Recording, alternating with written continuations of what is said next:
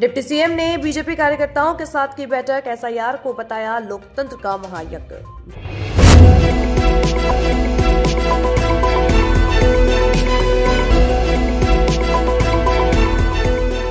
बरेली पहुंचे उप मुख्यमंत्री केशव प्रसाद मौर्य ने भाजपा कार्यकर्ताओं के साथ बैठक की। मीडिया से बात करते हुए उन्होंने विपक्ष पर जमकर हमला बोला। केशव प्रसाद मौर्य ने कहा कि एसआईआर लोकतंत्र का महायज्ञ है, जिसमें भाजपा कार्यकर्ता पूरी मेहनत कर रहे हैं, जबकि सपा, बसपा और कांग्रेस के लोग अंदर से हिस्सा तो ले रहे हैं लेकिन बाहर विरोध कर रहे हैं। उन्होंने कहा कि यह विरोध बेमतलब है। मौर्य ने अखिलेश यादव पर निशाना साधते हुए कहा कि लोग उनके बयानों पर हंसते हैं और फर्जी मतदाताओं के बल पर चुनाव जीतना चाहते हैं। राहुल गांधी के जर्मनी जाने पर कहा कि भाजपा को कोई फर्क नहीं पड़ता। समाजवादी पार्टी को उन्होंने परिवारवादी और गुंडा संरक्षण करने वाली पार्टी बताया। बोलिए सवाल। को लेकर किस तरह से विपक्ष ने बवाल मचा रखा है, क्या कहेंगे? देखिए, एसआईआर लोकतंत्र का पवित्र महायज्ञ है। चुनाव आयोग ने जो निर्देश दिया है, भारतीय जनता पार्टी का कार्यकर्ता दिन रात मेहनत कर रहा है और एसआईआर प्रक्रिया में हिस्सा ले रहा है। ले तो हिस्सा सपा के लोग भी रहे हैं, कांग्रेस के भी लोग हिस्सा ले रहे हैं, टीएमसी के लोग भी ले रहे हैं, डीएमके के लोग भी ले रहे हैं, लेकिन अंदर हिस्सा ले रहे हैं लेकिन बाहर विरोध कर रहे हैं। लेकिन इस विरोध का कोई मतलब नहीं, बेमतलब का विरोध है। अखिलेश यादव कह रहे हैं कि 5 करोड़ लोगों के वोट कटे हैं और एक बार फिर जो है वो लाइन में लगाई। अखिलेश यादव जी जब इस प्रकार का बयान देते हैं तो लोग उन पर हंसते हैं। अभी तो एसआईआर की प्रक्रिया, जो फॉर्म दिए गए वो जमा हो रहे हैं। अभी मतदाता सूची प्रकाशित होगी, फिर फॉर्म 6, 7, 8 भरने की प्रक्रिया शुरू होगी। उसके बाद जो मतदाता सूची प्रकाशित होगी वो अंतिम होगी। अगर वो फर्जी मतदाताओं के बल पर चुनाव जीतना चाहते हैं, सोचते हैं एक समाजवादी पार्टी समर्थक का 1000 स्थान पर वोट डालने का मौका मिले, तो भारतीय जनता पार्टी फॉर्म 6 लेकर के तैयार है। जाए वो जर्मनी जाए, इटली जाए, लंदन जाए, भारतीय जनता पार्टी को क्या फर्क पड़ता है। उन्होंने कहा है कि भाजपा जो है राष्ट्रवादी नहीं, राष्ट्रवादी पार्टी है। समाजवादी पार्टी नहीं, वो समाजवादी पार्टी है, परिवारवादी पार्टी है, भ्रष्टाचारी पार्टी है, गुंडों अपराधियों का संरक्षण करने वाली पार्टी है। धन्यवाद। Thank you so much. आज रंजीत जी के बरेली की जो बैठक पहले मैं करने वाला था, तो उसे पोस्टपोन किया था क्योंकि कल माननीय मुख्यमंत्री जी का भी आगमन है और एक ही प्रकार की बैठक जो न हो, इसलिए माननीय मुख्यमंत्री जी के आगमन से मतलब यहाँ एक उत्साह है और कल की बैठक महत्वपूर्ण होगी। जहाँ तक आज दौरा था मेरा, बदायूं जिले का दौरा था, तो वहाँ पार्टी की बैठक और एक प्रशासनिक बैठक और फिर कई हमारे जो क्षेत्रीय अध्यक्ष सहित कई जगह वैवाहिक समारोह थे, उसमें हिस्सा लेकर के मैं यहाँ पहुँचा। हमारे आदरणीय मंत्री परिषद के सहयोगी डॉक्टर अरुण जी, हमारे अध्यक्ष जी, हमारे विधायक संजीव जी थे, अभी शायद चले गए। तो सबसे पहले तो मैं आपको ये बता दूं कि 2027 में हम लोग 2017 से भी बड़ी विजय प्राप्त करेंगे और समाजवादी पार्टी का जो अहंकार लोकसभा चुनाव के समय पैदा हुआ है, उसको उत्तर प्रदेश की जनता चकनाचूर करेगी।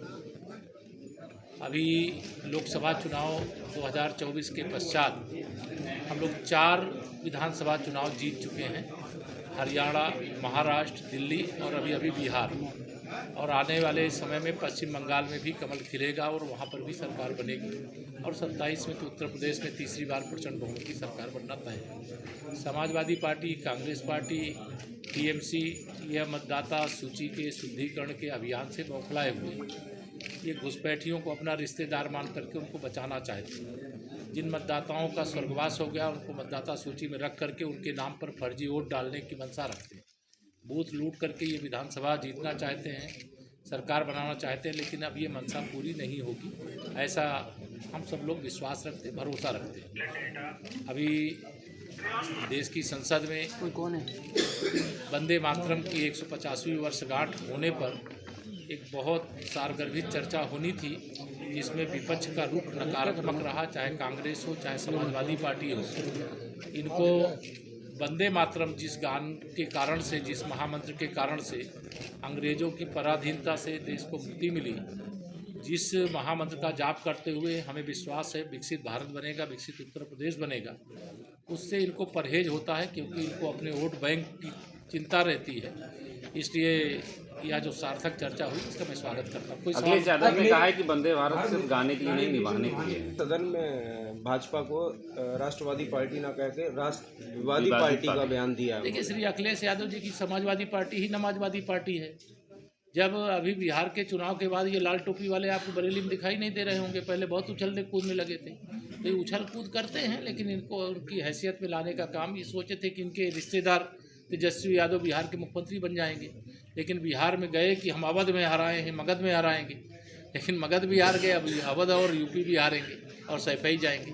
मंत्री जी, अखिलेश यादव ने चुनाव बैलेट पेपर से लॉन्च की है, क्या कहें? ये तो सदन में चर्चा चल रही है बैलेट पेपर से। वो तो ईवीएम से जब चुनाव हुए थे तब मुख्यमंत्री बने थे, तो उस समय मुख्यमंत्री पद से इस्तीफा दे देना चाहिए। अभी जो लोकसभा में उनके सदस्य जीत करके गए हैं वो ईवीएम से जीत करके गए हैं। अगर ईवीएम गलत तो इस्तीफा दे करके कहें बैलेट पेपर से हमारी सीटों पे चुनाव करा दीजिए। आम आदमी पार्टी के संजय सिंह उन्होंने कहा है कि अभी तक साइकिल चोर, चॉकलेट चोर सुना था, पर अब वोट चोर हिंदुस्तान में आ गए। देखिए, वोट चोर कांग्रेस पार्टी है, ठीक है। कांग्रेस पार्टी ने सरदार पटेल जी के नाम पर जो वोट मिला था, 14 वोट मिला था 15 में से, और उनका वोट चोरी करके पंडित जवाहरलाल नेहरू जी को पहला अंतरिम सरकार का प्रधानमंत्री बनाया गया था। और फिर वोट चोरी करके इंदिरा जी रायबरेली में सांसद बनी और प्रधानमंत्री बन गई। जब कोर्ट ने चुनाव रद्द कर दिया तो आपातकाल देश में लगा दिया। जी बोले सर, एसआईआर पर विपक्ष का सवाल उठा रहा है, खासकर अखिलेश यादव, ये किस वर्ग को जो है अपनी ओर अट्रैक्टिव करना चाहते हैं? ये मुस्लिम तुष्टिकरण की घटिया राजनीति करने वाले लोग हैं।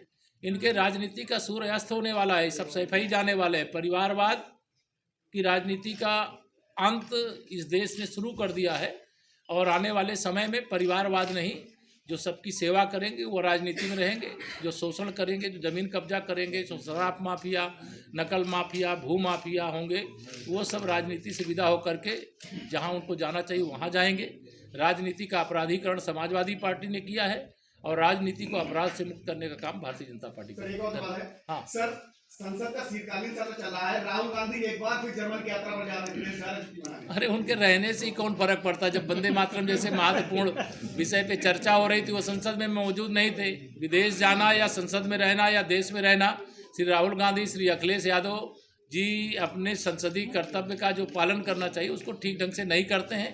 देश देख रहा है, इसीलिए चाहे कांग्रेस की नाव डूबना हो वो डूब जाती है, और चाहे समाजवादी पार्टी की नाव डूबना हो वो डूब जाती है, आरजेडी की नाव डूबना हो जो डूब जाती है। आने वाले समय में जो जनता की सेवा के लिए जनता के बीच में नहीं रहेगा उसका राजनीति में भविष्य नहीं रहेगा। धन्यवाद।